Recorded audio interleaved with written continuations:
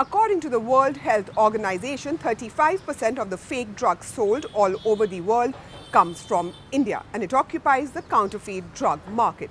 20% of the drugs sold within India are fake. Drugs prescribed for common ailments like cold and cough or even a headache are mostly either fake or of poor quality. Now, these data have serious implications on health.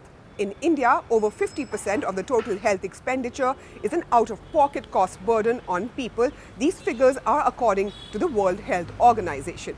And medicines alone account for India's health spending from between 70 to 77%. Now, substandard drugs work less effectively, causing disease to run a longer course. About 4.5% of the drugs in the Indian market are substandard. Now, this is according to surveys by the Central Drug Standard Control Office, which is the official regulatory authority. Even some higher priced medicines from reputed sellers fail to measure up. Counterfeiters are lurking in the dark, and there is no guarantee that the medicine sold in drugstores across the country are all genuine. A consumer cannot tell the product wrapped in a sleek packaging is actually fake or real. Now, India has yet to adopt international solutions which are necessary to authenticate medicines and pharmaceutical products that millions of people depend to combat health problems. Now, a 2014 study done by one of India's chambers of commerce, which is called ASSOCHAMS, was titled Fake and Counterfeit Drugs in India, the Booming Business. It stated that around 25% of India's drugs are fake, counterfeit or either substandard.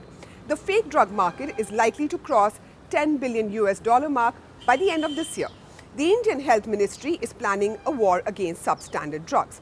It is setting up an online portal to regulate and plug gaps in the sale of medicines in a market which is extremely large. The regulation will include all platforms of drug sale. This also includes an e-platform called e-pharmacy.